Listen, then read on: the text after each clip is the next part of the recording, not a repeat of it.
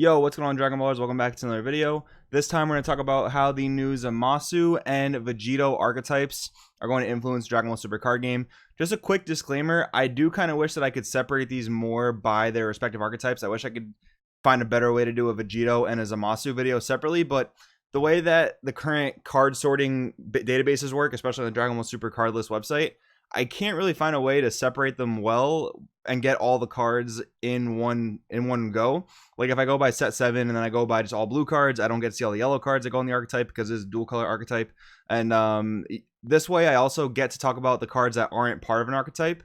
So I feel like that right now this is the best way to do it. But if you do have a better kind of suggestion for how I can sort these by straight up archetype, I'm definitely open to the suggestions. Leave those in the comments below. But with that being said, we're going to get into this video. We're going to talk about 2 archetypes in one video, not a big problem. If you're taking a long car ride, this will be a perfect type of video for you to just listen to and see if you agree with me. So we're going to start right off the bat with a Son Goku and Vegeta leader. So permanent, if you're less at 4 or less, this card gets plus 5,000 power for your opponent's turn. So it's a nice little senzu bean effect when you're at low life. It's a cool little defensive trait you have there. It's blue, so the defensive trait makes perfect sense. When this card attacks, draw 1. Interesting how there's no restriction on like attacking leader or anything like that. If you have 4 or more energy, choose 1 blue Son Goku and 1 yellow Vegeta card in your hand with energy cost of 2 or less and play them. You can only play Future Trunks and Vegito cards for duration of the turn, and you can't activate the skill for duration of the game. So once you get to 4 energy, I imagine this is going to be like an objection deck because why would you want to wait 4 turns to do this? But we'll see what the rest of the cards in the archetype do, I guess. And by turn 3, turn 4, you can play a Goku for free, play a Vegeta for free, and then get your Union Patora going. And that's going to be like one of the easiest ways to do that. I mean, we do have Union Patora archetypes in the past, like other Vegito decks, but this seems like one of the easier ways to get that done, especially because I think that the Vegeta is going to require like specific color Goku and Vegetas. Otherwise, you could just use the Saiyan Duo combo from set 6, right?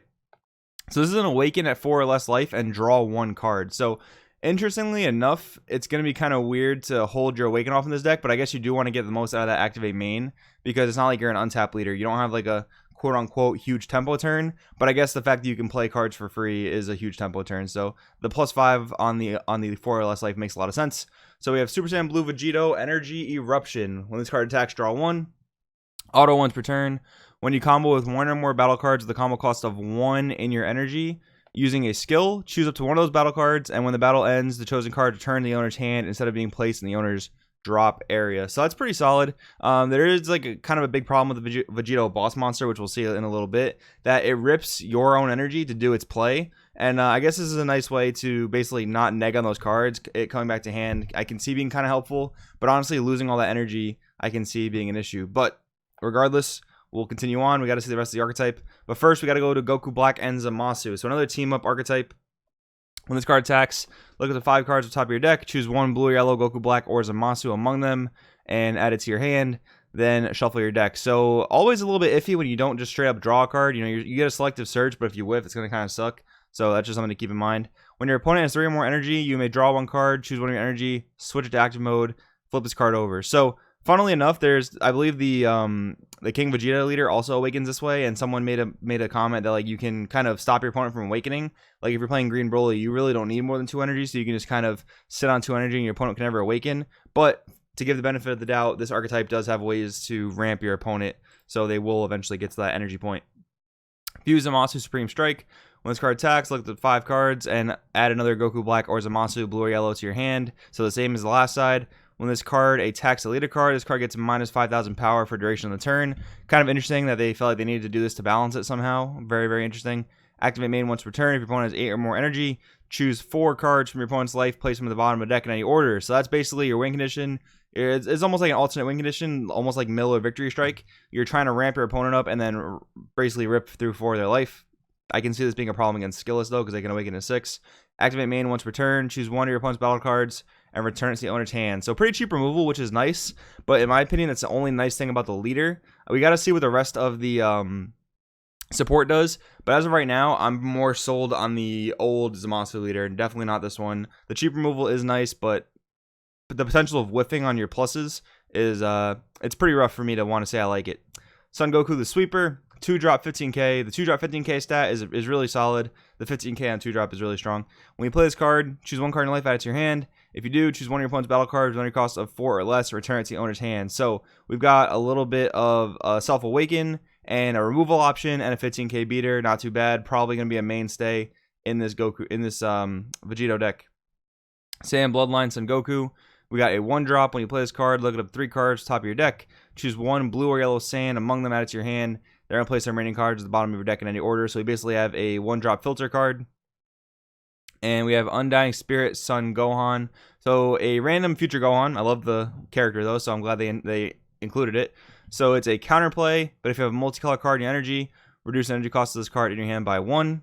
When you play this card, choose one of your opponent's battle cards, energy cost 4 or less.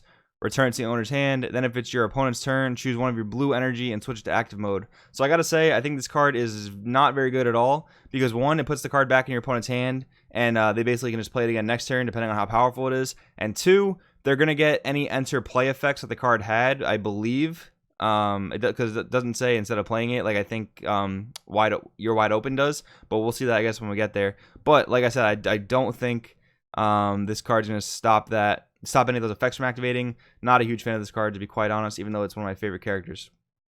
Super Saiyan 2 Trunks, Memory of the Past. Double Strike, 6-drop, 30k. Permanent, only 1 can be played in your battle area. When you combo this card from an energy area using Meteoric Energy Vegito's skills, play this card at the end of the battle. When you play this card, draw 1 card, then choose 1 card in your hand and add it to your energy. So you do get to add some energy back off of your own energy ripping effects, which is pretty nice. And you get a 30k double strike swing out of it. And once a Vegito swings, that would be basically the 3rd swing, so that'd be 3 damage right there.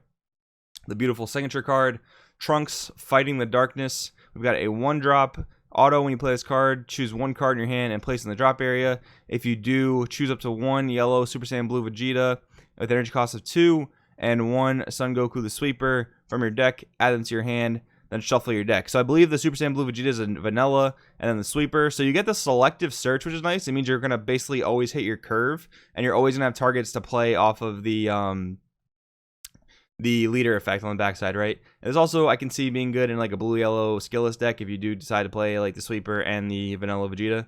Kind of interesting to note there. Trunks the Sweeper, 2-drop, 10k. When you play this card, choose one of your opponent's battle cards with energy cost 2 or less, ignoring barrier. Return it to the owner's hand. This is a great card for getting around striving to be the best on Goku, especially in a 2-drop or less aggro deck. Like I've seen this card see some play in some set 7 drafts of Scuffle Time. So pretty solid card overall. Bulma saying farewell. When you combo this card during your turn, choose one of your opponent's battle cards with energy cost 3 or less and return it to the owner's hand. Again, these return to the hand effects I'm not a fan of. 1, because most battle cards, or all battle cards in the game, I guess most, have combo power. And like Son Goten, Family Justice is just like strictly better than this card, unless this Bulma was like searchable. But even then, I don't really think it's that great. I guess it's just like maybe a draft filler card. We have a super combo. No need to talk about it. Whis the Regulator. Once per turn, choose 1 card in your hand, place it in the drop area, draw 1 card. So basically every color is getting a fledgling talent pan. This is kind of nice. This is a really good card in sealed if you can open it and you're gonna play blue. But besides that, I don't see this making too much of a splash in any type of meta deck, unless like, I guess you could play it in like Beerus because it is a god and you can do some things by putting in your energy with the 7-drop Angel. But I don't think this card's gonna be that great. Gowasu is one of those combo cards that lets you recycle your drop area back to your deck. Great mill hate, and not really specific to any of the archetypes, but a good card nonetheless. Also lets you mess with your opponent's drop area if they're trying to do some like wish plays. Almighty Do-Over Zeno. This card coming out made me seriously think that they were going to ban the 7-drop Zeno that goes with Chain Attack Zeno, but they, obviously they didn't. So 5-drop Deflect, so you can't really interact with this. You can't really negate it. When you play this card, choose all battle cards, return them to their owner's decks, and then all players who return cards to their decks shuffle their decks. So even this guy seems like he'll go back into the deck. But yeah, I really thought this was going to be like the biggest board wipe in blue. And it makes sense that it's a 5-drop because blue does a lot of ramping, like a turn 4, potentially turn 3 board wipe is for 5 energy, where you can untap energy for defense. Makes sense. Vados, just a piece of basically skillless support at this point. I don't see either deck. I don't see the Vegito deck or the Zamasu deck playing this card. So it seems like just a new 30k blue that skillless can play. Next up, we've got Goku Black the Replicator, a 4-drop 20k. Pretty solid stats. When you play this card and your leader card is a Goku Black or Zamasu, choose one of your opponent's battle cards, place it in your opponent's energy in rest mode, then play 1 shadow token. So basically, you get a piece of removal, and it does not seem to be any type of energy restrictive, but you place in your opponent's energy. So even in like a different type of Goku Black or Zamasu leader deck, this is a weird card because if your Wing Edition isn't ramping your opponent, you're giving your opponent free energy advantage, which is not great in my opinion. And then you get a free shadow token out of it. Again, not really too worth it. Then if your opponent has 3 or less energy, reveal a top card of your opponent's deck. If that card is a battle card, place it in your opponent's energy in rest mode. Otherwise, draw 1 card. Then your opponent shuffles their deck. So this card is basically full gung-ho for the ramp your opponent strategy. I don't think it has a place outside of that because it's just too costly. Super Saiyan Rose Goku Black, inviting the darkness. Wow, I said that pretty fast and didn't mess it up. That's surprising. 3-drop 10k, pretty low stats, not gonna lie. A barrier. When you play this card, if leader is a Goku Black or Zamasu, add the top card of your deck to your energy. That's pretty solid. When you play this card and your leader card is a Goku Black or Zamasu, at the end of your opponent's next turn, reveal the top card of their deck. If it's a battle card, place it in your opponent's energy in rest mode. Otherwise, draw 1 card. So again, you have the factor of ramping your opponent, which I think kind of prevents this card from being played in a non-traditional Goku Black or Zamasu leader. I really do think this card has the best home in the strategy where you're trying to ramp your opponent, but I don't necessarily think that strategy is going to be the most consistent way to pull wins. Goku Black, Evil's Accomplice, a 2-drop deflect, activate main once per turn, choose 1 card in your hand, place it in the drop area, choose 1 mass replication from your deck, activate it. So this card pretty much depends completely on how mass replication works. Betrayal of the Master, activate main, choose 1 of your opponent's battle cards with energy cost greater than or equal to your opponent's energy, and return to the owner's hand. So this is basically a family Kamehameha for blue, except again, it returns to the opponent's hand, which is not the worst thing. Like, if you really need to deal with like an 8-drop Broly or a Broly SCR or like a Baby Monkey, those aren't the worst things to put back in your opponent's hand because it is sort of difficult for them to resummon them. So not the worst. It's cool that blue got a pretty cheap piece of removal. All right, Mass Replication. We just saw the card that plays this from the deck. Let's see what this does. So we have a 2-drop field card. Shadow tokens in your battle area cannot attack and gain blocker. So basically, you spam a bunch of free blockers on the board. Auto once per turn, when you play a Goku Black card in your battle area. If your leader card is Goku Black or Zamasu, play 1 shadow token. So they have 10,000 power, 0 combo cost. So this can actually be played in any of the Goku Black decks, I guess, or Zamasu decks technically. Oh, actually, no. When you play a Goku Black, yeah, if your leader card is Goku Black or Zamasu, you can play this in any of your different types of decks for that strategy, and you can just spam tokens. So it is a token spam deck, which I know a lot of people are kind of a fan of. Unfortunately, you can't do things like play it in Khalifa and bump the whole board, but you can just play a token spam deck and get a bunch of free blockers that way. Kind of neat, I guess. You're wide open. If your leader card is blue, if the battle card your opponent is playing has an energy cost of 4 or less, it's returned to its owner's hand instead of being played. So, in my opinion, this is the weakest of the counterplays coming out. Maybe that's debatable with like Kefla's Fury. I don't think that card is very good. But this card does have the difference between that Gohan, where the Gohan does not state instead of being played. So it should get any enter play effects, where this card will prevent enter play effects. So this is technically another card that can answer something like Path to Greatness. However, since it's just going to go back to their hand, they can just play it the following turn potentially. All too easy. We've got a 1-drop counter attack. If your leader card's blue, negate the attack, then choose 1 of your opponent's battle cards with energy cost of 1 and return it to the owner's hand. So we almost have like a full power energy, but bouncing back to hand. This can be good to stop like 2 attacks for 1 if your opponent misplays. I'm not really a huge fan of these drop negates because they are pretty costly. Like, you can't use them the same turn you used it already, and you do have to pitch another card out of your hand. So I'm not like a huge fan of these negates at all.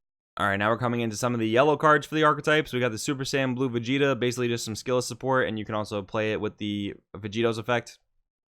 Saiyan Bloodline Vegeta, this card's really good. When this card attacks, look at 2 cards from top of your deck, choose 1 blue or yellow Saiyan card among them, add it to your hand, then place the remaining cards in your drop area. So you get some overwhelm fuel going on there, and you also get to add a selective search of a blue or yellow Saiyan.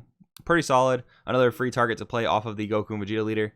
And then we have a new Zamasu. So this is a 4-drop 15k. Zamasus always tend to be a little bit weaker than they should be.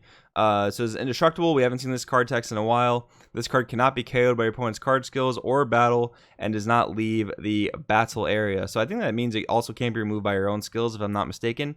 Battle cards chosen with this card's skills can't be switched to active mode. I do like those types of effects. When you play this card, choose 2 Saiyan, Earthling, and or God cards in your opponent's battle area, and switch them to rest mode, and then because of this card's effect, they cannot be switched to active mode. So it's basically like a piece of removal for 2 cards, which is pretty crazy to think about. But I guess if you like Union Patora with them, like if it was a Vegeta and a Goku, this effect would basically become nullified. But I can't say that with certainty. I do think that's how it would work, though. Hidden Ambition Zamasu, a 4K 2-drop indestructible barrier. Wow, that's just all the protection in the world. And deflect, even more protection. When you play this card, choose one blue Goku Black, the energy cost 2 or less in your hand, and play it. So that's basically a way to set you up for your Union Patora plays, and then you can also play the Goku Black that lets you get mass replication. So that's a way to kind of start going off from there. Zamasu the Mastermind. This seems to be a free blocker for Goku Black leaders and battle cards. Zero Mortals plan. So permanent, this card gains desire in all areas. So as of right now, the only leader that could use this would be Yellow Dende or Yellow Sorbet, the Wish leader. But yeah, we'll see the rest of it does. Choose one Zamasu card in your battle area without indestructible and place it in the owner's drop area. Choose one Zamasu card in your hand with indestructible and an energy cost of 4 or less and play it. So this can cheat in the Zamasu we just talked about that basically taps down 2 of your opponent's cards permanently. So this is basically a way to cheat that in on turn 3. I believe you can sacrifice the free blocker that we just saw a second ago. And yeah, this card, I don't know. I guess maybe we will get a Zamasu Wish leader soon that people have been speculating. This does not require any specific kind of leader though to activate, which is something to keep in mind. All right, now we get into the dual color stuff. So we've got Meteoric Energy Super Saiyan Blue Vegito, 8-drop 30k beat stick, Union Patora for 2 blues and 2 yellows. So this is going to basically be a turn 4 play ideally, because your leader can play your Goku and Vegeta for free on turn 4, and turn 3 again if you do play objection. So we have Barrier, Energy Exhaust. When this card attacks, if your opponent has 3 or more energy, choose up to 3 blue or yellow battle cards in your energy area and combo with them. So actually, funnily enough, your opponent can play around this, and I don't really think you have a way to ramp your opponent in the Vegito deck. When you combo with a battle card using this card's skill and your lead card is blue, if you have 3 or more battle cards in your combo area, choose all of your opponent's battle cards and energy, switch them to rest mode, and those cards can't be switched to active mode during your opponent's next charge phase. That's pretty insane. Setting your opponent back on all that energy is a huge tempo turn. So let's just think, if you went first and objectioned to turn 3 on your opponent's turn 1, turn 2, yeah, so objection actually would not even work super well in this deck. Objection would actually seemingly be very good going second for this deck, but not so much going first, because I don't think you can resolve this going first if you play objection, because your opponent would only be at 2 energy. I think that's pretty much how it would work, but going second, objection seems really good. And on top of that, you pretty much set them back an entire turn on their following turn. You lose a ton of energy in the process, so your follow-up turn might not even be that great, but you're gonna have a barrier 30k beater, and the Trunks doesn't come into play ideally from your energy area, so you're gonna have another 30k double striker that seems pretty game ending. I mean, you basically get 2 whole turns where they're just going to be getting punched in the face a ton, so they can't really seemingly do too much about it. That does seem really strong. So next up we have Fuse Zamasu Divine Providence. So we're finally at the boss monster for the new Zamasu archetype. We have an 8-drop 30k, indestructible, so this thing cannot be removed from the board at all. Union Patora, so we've got 4 blue energy and 2 yellow energy, so a much steeper cost than the Vegito counterpart, but you do have self-ramp in this archetype. Energy Exhaust. Auto, when you play this card with Union, your opponent reveals their hand, and you choose 2 cards from it and add them to the energy in rest mode. So basically, when you drop this, you should be able to burn your opponent in the same turn, unless they've just like completely stopped charging the entire game, which is a possibility. This might be the card you need to get them to basically take the burn damage from your leader. Then we have some sick alternate arts. Next up, Fuse Zamasu, the Cunning. So we got a 4-drop 14k beater, very strange, but it's a counterattack. Indestructible. Aegis blue yellow, so you do have the ability to discard a blue and or yellow card and untap 2 energy during the defensive combo step. Energy Exhaust. If the leader card is a Zamasu card and it's your future opponent's turn, reduce energy costs of this card in your hand by 2. So I don't think that this this Zamasu does not seem to evolve. So I wonder what the purpose of this Zamasu is. I guess actually it's good for fusion fodder, which is kind of interesting how you're already using a fuse Zamasu to fuse even further. But that is one way to do it. I don't think any of the other Zamasus fuse either. So, or sorry, evolve I mean. So I don't think that necessarily works, but it looks like that's the entirety of both archetypes in a nutshell. So my thoughts initially, I don't really think either strategy is going to be tier 1. Like, okay, so firstly, I think the Zamasu archetype is very, very bad. I think there are some cards in this archetype that you can cherry pick out and play them in like old school Zamasu or old school Goku Black. Old school Zamasu has shown to be like a relatively decent rogue deck where you have like Plan for Destruction to ramp even further and play a lot of boss monsters. And I think some of the Goku Blacks and Zamasus in this archetype kind of help with that. But I don't think the ramping your opponent strategy to burn them is going to be consistent or strong, because 8 energy is a big commitment to ask for, especially when you need to tap out almost every turn to ramp your opponent. Again, that's just my opinion. Let me know if you think differently in the comments below. The Vegito Goku Black Archetype I do think is pretty strong, because going second, you can objection to make your win condition live on turn 3. That's really powerful. Dropping a 30k barrier beat stick on turn 3, that allows you to drop another 30k double strike beater and tap your opponent out completely, and then they don't get basically you skip one of their turns, which almost was like what Super Shenron did. That seems pretty powerful. So out of these two decks, I do think that the Vegito archetype is going to be much stronger than the Zamasu archetype, but I don't necessarily think either of them are going to be tier 1 competitive. Maybe the Vegito deck can do it, I don't know, but those are my thoughts initially. So guys, let me know what you think in the comments below. What do you think about the Zamasu and Vegito archetype? Let me know what you guys think. Thank you so much for watching. My name is Joey. This is Crossroad TCG, and I'll see you guys in the next video.